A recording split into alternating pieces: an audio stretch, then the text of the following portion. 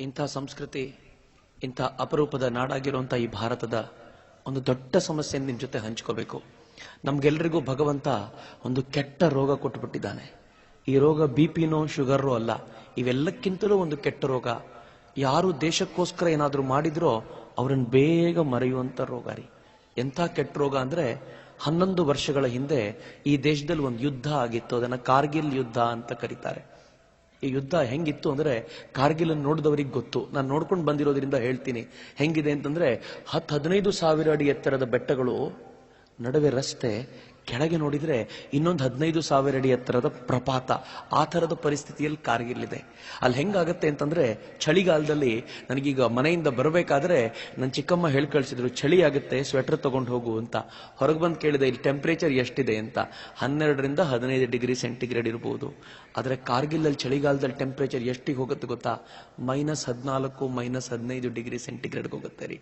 ನನ್ನ ಸೈನಿಕರು ಅಲ್ಲಿವರೆಗೂ ಕಾಯ್ತಾ ಇದ್ದವರು ಮಂಜು ಸುರಿಯಕ್ಕೆ ಶುರುವಾದ ಮೇಲೆ ಕಾರ್ಗಿಲ್ ಬೆಟ್ಟ ಇಳಿದು ಬರೋರು ಪ್ರತಿ ವರ್ಷ. 11 ವರ್ಷಗಳಿಂದ ಏನಾಯ್ತು, ಪಾಪಿ ಪಾಕಿಸ್ತಾನಿಯರು ನಮ್ಮವರು ಇಳಿದು ಬರೋದನ್ನೇ ಕಾಯ್ತಾ ಇದ್ರು. ಇವರು ವಾಪಸ್ ಏರೋಕ್ಕಿಂತ ಮುಂಚೆ ತಾವೇ ಹಿಂಬದಿಯಿಂದ ಹತ್ಬಿಟ್ಟು ನನ್ನ ಸೈನಿಕರೇ ಕಟ್ಟಿದ್ದ ಬಂಕರ್ಗಳಲ್ಲಿದ್ದಂಥ ಮದ್ದು ಗಂಡುಗಳನ್ನು ಹಿಡ್ಕೊಂಡು ಅವ್ರು ನನ್ನ ಸೈನಿಕರ ಮೇಲೆ ಗುರಿ ಇಟ್ಕೊಂಡು ಕೂತ್ಬಿಟ್ರು. ಒಂದಷ್ಟು ಜನ ಈ ದನಗಾಹಿಗಳು ಅಲ್ಲಿಗೆ ಹೋಗಿ ನೋಡ್ತಾರೆ, ಅಯ್ಯೋ ಅಲ್ಲಿರೋದು ಭಾರತೀಯರಲ್ಲ ಪಾಕಿಸ್ತಾನಿಯರು ಅಂತ. ಭಾರತೀಯರಿಗೆ ಬಂದು ಸುದ್ದಿ ಮುಟ್ಟಿಸಿದ್ರೆ ಭಾರತೀಯ ಸೈನಿಕರು ನಂಬಲಿಲ್ಲ. ಸೌರಭ್ ಕಾಲಿಯಾ ನೇತೃತ್ವದಲ್ಲಿ 5 ಜನ ಸೈನಿಕರನ್ನ ನೋಡ್ಕೊಂಡು ಬನ್ನಿ ಅಂತ ಕಳಿಸ್ಕೊಟ್ರು ರೀ. ಇವ್ರು ಬರೋವರೆಗೂ ಸುಮ್ಮನೆ ಇದ್ದ ಪಾಪಿ ಪಾಕಿಸ್ತಾನಿಯರು ಈ 5 ಜನರನ್ನ ಬಂಧಿಸಿದ್ರು, ಪಾಕಿಸ್ತಾನಕ್ಕೆ ಕರ್ಕೊಂಡು ಹೋದ್ರು. ಭಾರತದ ಸೈನ್ಯ ವ್ಯವಸ್ಥೆ ಬಗ್ಗೆ ವಿಚಾರಗಳನ್ನ, ಮಾಹಿತಿಗಳನ್ನು ಕೇಳಿದ್ರು. ಇವ್ರು ಹೇಳಲಿಲ್ಲ ಅಂದಿದ್ದಕ್ಕೆ ಏನ್ ಮಾಡಿದ್ರು ಗೊತ್ತಾ? ಮೊದಲು ಕೈ ಬೆರಳುಗಳನ್ನ ಕಡಿದ್ರು, ಕಾಲ್ ಬೆರಳುಗಳನ್ನ ಕಡ್ದು ಹಾಕಿದ್ರು, ಕೈಯನ್ನು ಕಡಿದ್ರು, ಕಾಲನ್ನು ಕಡಿದ್ರು, ಕಣ್ಣನ್ನು ಕಿತ್ತಾಕಿದ್ರು, ನಾಲ್ಗೆ ಕತ್ತರಿಸಿದ್ರು, ಮೂಗು ಕತ್ತರಿಸಿದ್ರು, ಕೊನೆಗೆ ಮರ್ಮಾಂಗವನ್ನು ಕತ್ತರಿಸಿ 5 ಜನರ ದೇಹವನ್ನ ತುಂಡು ತುಂಡು ಮಾಡಿ ಭಾರತಕ್ಕೆ ಪಾರ್ಸಲ್ ಮಾಡಿ ಕಳಿಸ್ಕೊಟ್ರಲ್ಲಿ. ಹೊಟ್ಟೆ ಉರಿದೋಗ್ಬಿಡ್ತು ನನಗೆ. ಸೌರಭ್ ಕಾಲಿಯ ಮುಖ ನೋಡಿದ್ರೆ ಈಗಲೂ ಎದೆ ಜುಮ್ ಬಂದ್ಬಿಡುತ್ತೆ. 32 ಹುಡುಗ, ತಂದೆ ತಾಯಿಗೆ ಎಂಥ ಸಂಕಟ ಆಗಿರ್ಬೇಡ. ಆದ್ರೆ 11ನೇ ವರ್ಷದಲ್ಲಿ ಮರೆತು ಹೋಗ್ಬಿಟ್ವಿ ರೀ. 10ನೇ ವರ್ಷ ಆಗಿದ್ದಾಗ ಕಾರ್ಗಿಲ್ ವಿಜಯೋತ್ಸವ ಆಚರಣೆ ಮಾಡಬೇಕು ಅಂತ ಎಲ್ಲರೂ ಪ್ರಯತ್ನ ಪಟ್ರೆ, ಇವತ್ತಿನ ಕೇಂದ್ರ ಸರ್ಕಾರ ಏನ್ ಹೇಳುತ್ತೋ ಗೊತ್ತಾ? ಗನಂದಾರಿ ನಾಯಕರು, ಈ ನಾಯಕರು ಹೇಳ್ತಾರೆ ಬೇಡ ಬೇಡ ವಿಜಯೋತ್ಸವ ಆಚರಿಸೋದು ಬೇಡ. ಯಾಕೆ ಅಂದ್ರೆ ಈ ವಿಜಯೋತ್ಸವ ಆಚರಿಸಿದ್ರೆ ಅವತ್ತು ಯಾವ ಸರ್ಕಾರ ಇತ್ತೋ ಅವ್ರಿಗೆ ಕ್ರೆಡಿಟ್ ಹೋಗುತ್ತೆ, ಅದಕ್ಕೋಸ್ಕರ ವಿಜಯೋತ್ಸವ ಆಚರಿಸೋದು ಬೇಡ ಅಂತ. ಈ ದೇಶದ ಸೈನಿಕರು ಹೋರಾಟ ಮಾಡೋದು ಮುದಿ ರಾಜಕಾರಣಿಗಳಿಗೋಸ್ಕರ ಅಲ್ಲ, ಭೂಮಿ ತಾಯಿನ ಉಳಿಸ್ಕೊಳ್ಬೇಕು ಅಂತಾರೆ. ಯಾಕೆ ಇವರಿಗೆ ಅರ್ಥ ಆಗಲ್ಲ ಇದೆಲ್ಲ? ಎಂತೆಂಥ ಸೈನಿಕರು ಗೊತ್ತೇನು? ಅವ್ರ ಬಗ್ಗೆ ಹೇಳಬೇಕಾದ್ರೇನೆ ರೋಮಾಂಚನ ಆಗುತ್ತೆ.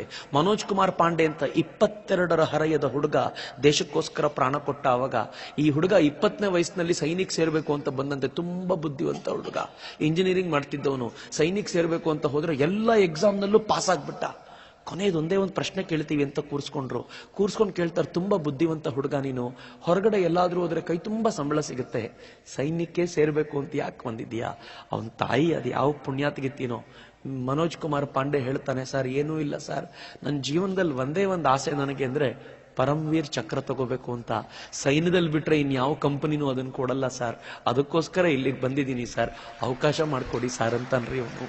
ಸಂಬಳದ ಮಾತಾಡ್ಲಿಲ್ಲ ಹುಡುಗ, ಪರಮವೀರ್ ಚಕ್ರ ಬೇಕು ಅಂತಂದ. ಕೆಲಸ ಸಿಕ್ತು ಅವನಿಗೆ. ಅದೇನೋ ಒಂದು ದುರದೃಷ್ಟವೋ ಅದೃಷ್ಟವೋ ಗೊತ್ತಿಲ್ಲ. 2 ವರ್ಷದಲ್ಲಿ ಯುದ್ಧ ಘೋಷಣೆ ಆಯ್ತು. ಬಹಳ ಖುಷಿಯಿಂದ ಯುದ್ಧದಲ್ಲಿ ಪಾಲ್ಗೊಂಡ. ಮೇಲಿದ್ದಂತ ಪಾಕಿಸ್ತಾನಿಯರ ಬಂಕರ್, ಯೋಚನೆ ಮಾಡಿ, 15-20 ಸಾವಿರ ಅಡಿ ಎತ್ತರದ ಗುಡ್ಡಗಳನ್ನು ಹತ್ತಬೇಕಾದ್ರೆ ಹಿಂದೆ 20-25 ಕೆಜಿ ಆಹಾರದ ಬ್ಯಾಗನ್ನು ಹೊತ್ಕೊಂಡು ಹೋಗ್ಬೇಕು, ರೈಫಲ್ ಹೊತ್ಕೋಬೇಕು, ಗುಂಡುಗಳನ್ನು ಹೊತ್ಕೊಂಡ್ಬಿಟ್ಟು ಆ ಕಡಿದಾದ ಬೆಟ್ಟವನ್ನ ಏರಬೇಕು. ಮೇಲಿರುವಂತ ಪಾಕಿಸ್ತಾನಿಯರಿಗೆ ತೊಂದರೆ ಇಲ್ಲ, ಗುಂಡು ಹಾರಿಸ್ಬೇಕು ಅಂತಿಲ್ಲ, ಯಾವ್ದಾದ್ರೂ ಒಂದು ಬಂಡೆಗಲ್ಲನ್ನು ತಳ್ಳಿಬಿಟ್ರೆ ಸಾಕೋರಿ, ಕೆಳಗೆ ಬರ್ತಾ ಇರುವಂತ ಸೈನಿಕ ಅಪ್ಪಚ್ಚಿಯಾಗಿ ಹೋಗ್ಬಿಡ್ತಾನೆ. ಇಂಥ ಟೆರೈನ್ ನಲ್ಲಿ ಈ ದೇಶದ ಸೈನಿಕ ಹೋರಾಟ ಮಾಡ್ಲಿಕ್ಕೆ ಸಿದ್ಧನಾದ. ಮೇಜರ್ ಮನೋಜ್ ಕುಮಾರ್ ಪಾಂಡೆ ತನ್ನ ಸೈನಿಕರನ್ನು ಕರ್ಕೊಂಡು ಮೇಲ್ ಹತ್ತದ. ಹಿಂದಿನಿಂದ ಹತ್ತಿ ಕತ್ತಲಿನಲ್ಲೇ ಪ್ರಯಾಣ ಮುಂದುವರಿಸಿ ಪಾಕಿಸ್ತಾನದ ಬಂಕರ್ ಎದುರಿಗೆ ಬಂದು ನಿಂತ್ಕೊಂಡ. ತನ್ನ ಬ್ಯಾಗಲ್ಲಿ ಇದ್ದಂತ ಒಂದು ಗ್ರೆನೇಡ್ ಅಂತ ತಗೊಂಡು ಒಂದು ಬಂಕರ್ ಮೇಲೆ ಬಿಸಾಕ್ದ. ಆ ಬಂಕರ್ ಛಿದ್ರವಾಗೋಯ್ತು. ಅಷ್ಟೊತ್ತಿಗೆ ಬೇರೆ 2 ಬಂಕರ್ಗಳಿಂದ ಗುಂಡು ಹಾರು ಬಂದು ಇವನು ಬಲಗೈ ಛಿದ್ರವಾಗಿ ಹೋಯ್ತಂತೆ. ಬಲಗೈ ಚೂರಾಗಿ ಹೋಗ್ಬಿಡ್ತು. ಆದ್ರೆ ಬಲಗೈ ಬೀಳಲಿಲ್ಲ, ನೇತಾಡ್ತಾ ಇತ್ತಂತೆ. ಹತ್ತಿರದಿಂದ ನೋಡಿದವ್ರು ಹೇಳ್ತಾರೆ, ಆಗ್ಲೂ ಅವನ ತಾಕತ್ ಕಡಿಮೆ ಆಗ್ಲಿಲ್ಲ. ಅವನ್ ತನ್ನ ಸೈನಿಕನೊಬ್ಬನಿಗೆ ಕರೆದು ಹೇಳ್ದ, ಬೇಗ ನನ್ನ ಬೆಲ್ಟನ್ ಬಿಚ್ಚಿ ಈ ಬಲಗೈನ ಸೊಂಟಕ್ಕೆ ಕಟ್ಕೊಂಡ್ ಬಿಡ್ತೀನಿ, ನೇತಾಡ್ತಾ ಇದ್ರೆ ತುಂಬಾ ಕಷ್ಟ ಆಗತ್ತೆ ಅಂತ ಹೇಳಿ ನೇತಾಡ್ತಾ ಇದ್ದ ಬಲಗೈನ ಸೊಂಟಕ್ಕೆ ಕಟ್ಕೊಂಡು ಎಡಗೈಯಿಂದ 2 ಗ್ರೆನೇಡ್ ಅನ್ನು ತಗೊಂಡು ಪಾಕಿಸ್ತಾನದ 3 ಬಂಕರ್ಗಳನ್ನ ನಾಶ ಮಾಡಿದ. ಉಳಿದ ಸೈನಿಕರು ಓಡ್ ಹೋಗ್ತಾ ಇದ್ರೆ ಇವನಿಗೊಂದು ಗುಂಡು ಬಂದು ಇವನ ಹಣೆಗೆ ಬಿತ್ತಂತೆ. ಸಾಯೋಕ್ಕಿಂತ ಮುಂಚೆ ಅವನು ಹೇಳಿದ ಕೊನೆ ಮಾತು, ನಾ ಛೋಡ್ನು, ಬಿಡಬೇಡ ಅವ್ರನ್ನ, ಒಬ್ಬರನ್ನು ಬಿಡಬೇಡ, ಎಲ್ರನ್ನೂ ಕೊಂದು ಹಾಕು, ಈ ಗುಡ್ಡ ನಮ್ದಾಯ್ತು ಅಂತ ಹೇಳು ಅಂತ ಹೇಳ್ತಾ ಪ್ರಾಣ ಕೊಟ್ಬಿಟ್ಟಂತೆ ರೀ. ಆ ಹುಡುಗನಿಗೆ 22ರ ಹುಡುಗನಿಗೆ ಪರಮವೀರ್ ಚಕ್ರ ಸಿಕ್ತು, ಮರಣೋತ್ತರ ಪ್ರಶಸ್ತಿ. ಅದು ಸಿಗಬೇಕಾದ್ರೆ ಪ್ರಶಸ್ತಿಯಲ್ಲಿ ಅನೌನ್ಸ್ ಮಾಡ್ತಾರಲ್ಲ, ಆ ಹೆಣ್ಮಗಳು ಅನೌನ್ಸ್ ಮಾಡ್ತಾಳೆ. ಅವನ್ ಡೈರಿಯಲ್ಲಿ 2 ಸಾಲು ಬರ್ಕೊಂಡಿದ್ದ ಅವನು, ನಿಮ್ಗೆ ಹೇಳಬೇಕು ಅಂತೇಳಿ ಹೇಳ್ತಾಳೆ ಅವಳು. ಏನ್ ಸಾಲಂತೆ ಗೊತ್ತಾ?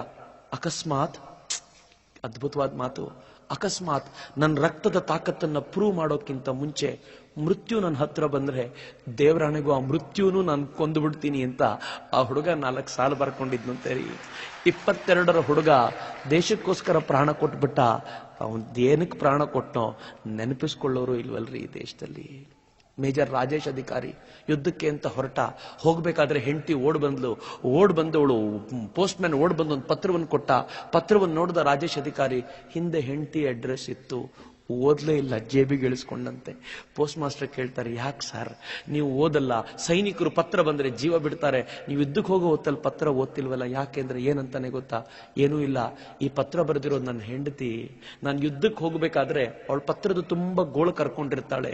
ಯುದ್ಧಕ್ಕೆ ಹೋಗ್ಬೇಕಾದ್ರೆ ನನಗೆ ತಾಯಿ ಭಾರತೀಯ ನೆನಪಾಗ್ಬೇಕೆ ಹೊರತು ನನ್ನ ಹೆಂಡತಿ ನೆನಪಲ್ಲ, ಅದಕ್ಕೆ ಪತ್ರ ಜೇಬಲ್ಲಿ ಇಟ್ಕೊಂಡೆ ಅಂತ ಅವನು. ಯುದ್ಧಕ್ಕೆ ಹೋದ, ವಾಪಸ್ ಹೆಣವಾಗಿ ಮನೆಗೆ ಬಂದ್ಬಿಟ್ಟಾರಿ. ಅವನ ಮನೇಲಿ ಅವನ ಅಪ್ಪ ಅಮ್ಮ ಗೋಳಾಡ್ತಿದ್ದಾರೆ, ಆದ್ರೆ ಹೆಂಡತಿ ಕಣ್ಣಲ್ಲಿ ಮಾತ್ರ ನೀರಿಲ್ಲ. ಗಂಡನ ಶವವನ್ನು ಸ್ವೀಕರಿಸಿದ್ಲು, 1000 ಜನ ಸೇರಿದ್ದಾರೆ. ಇಂಡಿಯಾ ಟುಡೇ ಅನ್ನೋ ಪತ್ರಿಕೆ ವರದಿ ಮಾಡಿದೆ ಈ ರಿಪೋರ್ಟ್ನ. ರೋಮಾಂಚನ ಆಗ್ಬಿಡುತ್ತೆ ನನಗೆ ಮೊದಲನೇ ಬಾರಿಗೆ ಓದಿದಾಗ. ಹೆಂಡತಿ ಗಂಡನ ಶವವನ್ನು ಮುಟ್ಟಿ ನೋಡಿದ್ಲು. ನೋಡ್ತಾ ಇರ್ಬೇಕಾದ್ರೆ ಜೇಬಲ್ಲಿರುವಂತ ಈ ಪತ್ರ ಸಿಕ್ಬಿಡ್ತು. ಆ ಪತ್ರವನ್ನ ಅವಳು ತೆಗೆದು ನೋಡ್ತಾಳೆ, ಇನ್ನೂ ಓಪನ್ನೇ ಆಗ್ಲಿಲ್ಲ ತಾನು ಬರೆದಿರೋ ಪತ್ರ. ಅವಳಿಗೆ ತಡ್ಕೊಳ್ಳಿಕ್ ಆಗ್ಲಿಲ್ಲ, ದುಃಖವನ್ನ ಬಿಕ್ಕಳಿಸಿ ಅಳ್ತಿದ್ದಾಳೆ. ಪತ್ರಕರ್ತರು ಕೇಳ್ತಾರೆ, ಏನಮ್ಮ ಶವ ನೋಡಿದಾಗ ಕಣ್ಣೀರಿಡ್ಲಿಲ್ಲ, ಇದ್ಯಾವುದೋ ಪತ್ರ ನೋಡಿದಾಗ ಕಣ್ಣೀರಿಡ್ತಿದ್ಯಾ ಅಂದ್ರೆ ಏನ್ ಹೇಳ್ತಾಳೆ ಗೊತ್ತಾ?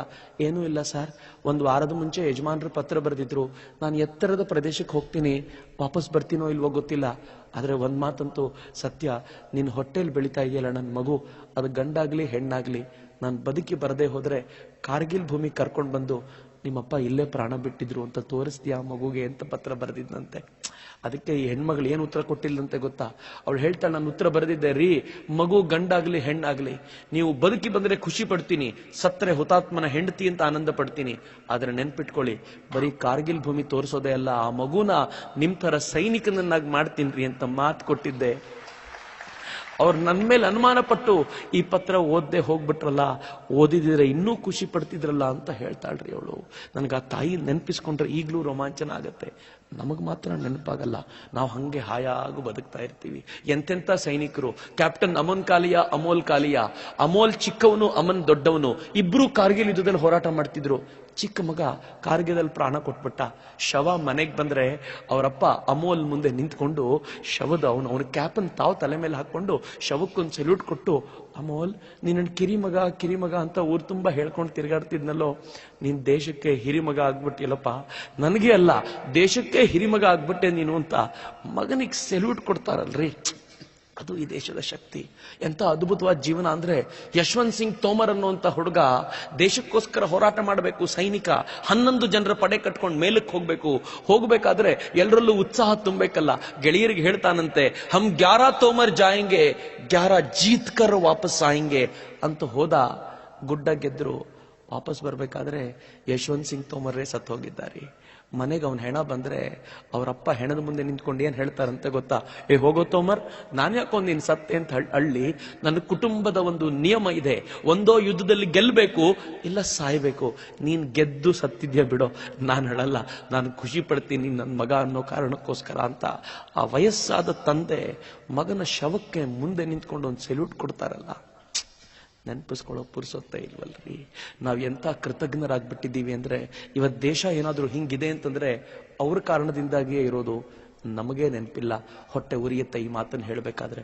ಸತ್ಯ ಹೇಳ್ತೀನಿ, ಜಾಗೋ ಭಾರತ್ನ ಉದ್ದೇಶ ಮತ್ತೇನೂ ಇಲ್ಲ. ಇವತ್ತಿಗೂ ಕೂಡ ಈ ದೇಶಕ್ಕೆ ಪ್ರಾಣ ಕೊಡ್ತಾರಲ್ಲ, ಅವ್ರನ್ನ ನೆನಪಿಸ್ಕೊಳ್ಳಕ್ಕೆ ಒಂದು ಅವಕಾಶವನ್ನು ಕಲ್ಪಿಸ್ಕೊಡ್ಬೇಕು ಅನ್ನೋ ಹುಚ್ಚಿನಿಂದ ಈ ಕಾರ್ಯಕ್ರಮ ಶುರು ಮಾಡಿದ್ದು. ಅದಕ್ಕೋಸ್ಕರ ಅಕಸ್ಮಾತ್ ಇವತ್ತೇನಾದ್ರೂ ಕಣ್ಣೀರು ಹರಿಯಕ್ಕೆ ಹೊರಗೆ ಬಂದ್ರೆ ಕಂಟ್ರೋಲ್ ಮಾಡ್ಲಿಕ್ಕೆ ಹೋಗ್ಬೇಡಿ, ಬಿಟ್ಬಿಡಿ ಅದನ್ನ. ಪಕ್ಕದವ್ರು ಯಾರೋ ನೋಡ್ತಾರೆ ಅಂತ ನಾವು ನಮ್ಮನ್ನು ಕಂಟ್ರೋಲ್ ಮಾಡ್ತಾ ಕೂತಿರ್ತೀವಿ. ಹೆಂಡತಿಗೋಸ್ಕರ ಗಂಡ ಅಳೋದನ್ನ ನೋಡಿದ್ದೀನಿ, ಗಂಡನಿಗೋಸ್ಕರ ಹೆಂಡತಿ ಅಳ್ತಾ ಕೂತಿರ್ತಾಳೆ. ಮಕ್ಕಳು ಹಾಳಾಗೋಗ್ಬಿಟ್ರಲ್ಲ ಅಂತ ಗಂಡ ಹೆಂಡತಿ ಎಲ್ರ ಮುಂದೆ ಕಣ್ಣೀರಿಡ್ತಾರೆ. ಆದ್ರೆ ನಮ್ಮ ಮಕ್ಕಳಲ್ಲ, ಆದ್ರೆ ನಮಗೋಸ್ಕರ ಪ್ರಾಣ ಕೊಡ್ತಾರಲ್ಲ ಆ ಮಕ್ಕಳಿಗೋಸ್ಕರ ಒಂದೆರಡು ಕಣ್ಣೀರನಿ ಹೋಗ್ಲಿ ಬಿಡ್ರಿ.